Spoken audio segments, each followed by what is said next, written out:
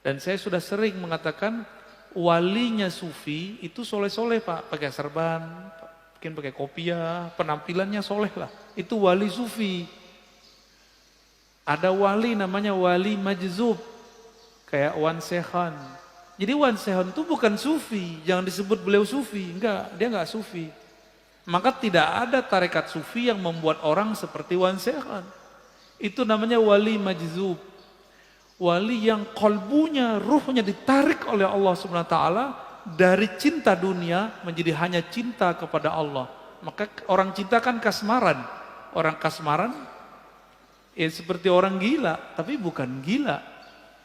Yang faham nggak akan nyebut lebih gila. Dan harus diluruskan, Wan Sekhan bukan sufi.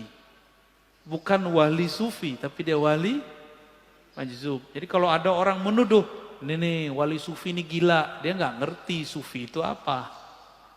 Wali sufi itu kayak Abah Anom, Tajul Arifin, ya. Kayak Abah Sekumpul, kayak Mbah Asrori dan ayahnya Mbah Ishak. Mbah siapa lagi nih?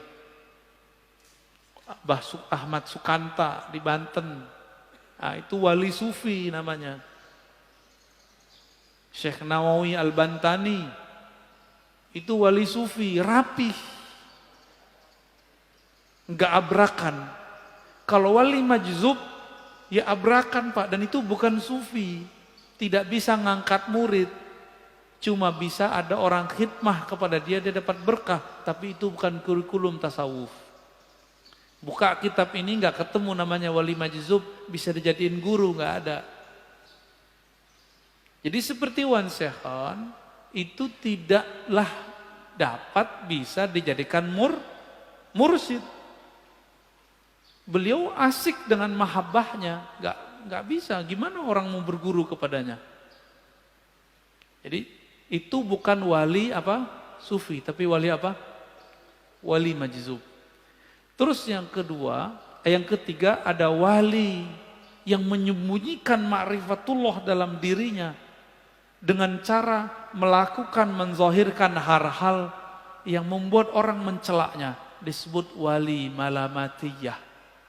Ini tersebut dalam kitab Imam Ahlus Sunnah Al-Imam Suhrawardi, kitabnya Awariful Ma'arif, murid dari Syekh Abdul Qadir Al-Jilani yang disepakati ketasawufannya, kesufiannya. Malamatiyah ini kalau dia ketemu dengan orang yang satu channel dengannya, baru dia tunjukkan baju kewaliannya. Tapi kalau di depan orang-orang biasa, kayak kita-kita ini, dia tunjukin yang aneh-aneh Pak. Yang kira-kira kita nggak akan mengira kalau dia menyimpan ma'rifatullah di kolbunya. Masa si wali begini gitu. Masa si wali pakai celana pendek, misalnya gitu Pak. Itulah kalam Ibnu Athaillah Sakandari dalam kitab Ibnu Athaillah. Subhana man satara sirral khususiyah bizuhuri al-basyariyah. Sungguh hebat Allah. Allah sembunyikan agen-agen ma'rifatnya dalam rupa sisi manusiawi.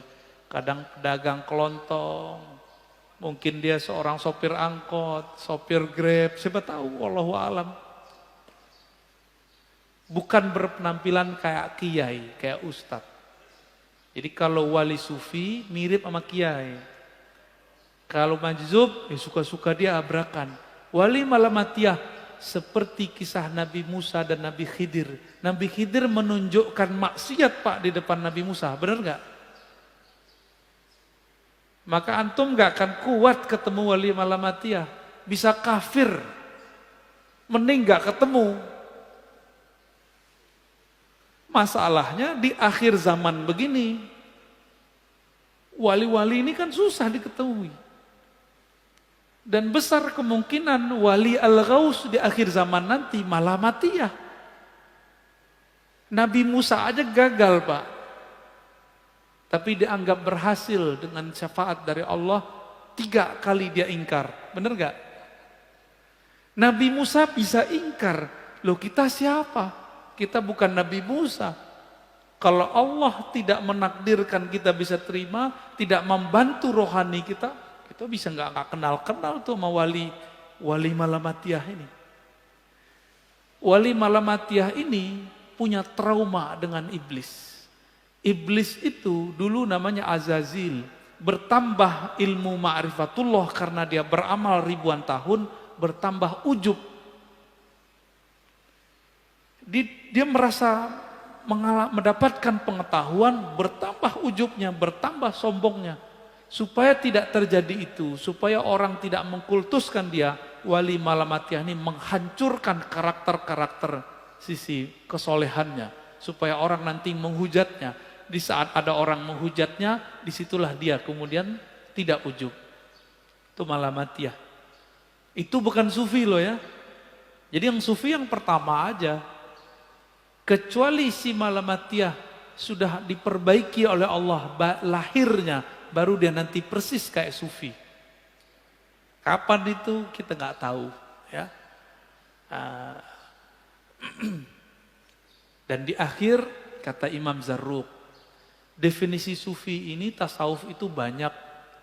Tablugh nahwal alfain. Beda imam, beda pengalaman. Kira-kira ada sekitar 2000 definisi tasawuf. Namun semuanya berpulang kepada satu hal. As-sidqut tawajjuh ilallah. Kesungguhan,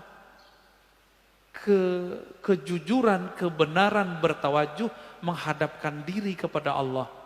Jadi itulah awal dari doa iftitah, wajjahtu wajahiyah. Itulah tasawuf.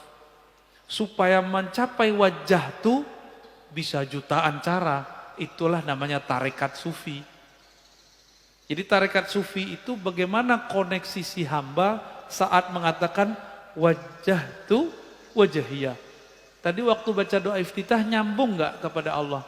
Enggak kan? Karena belum punya torikotnya. Ya, belum punya sidqut tawajuh. Lisannya ngomong, kolbunya nggak ngikut.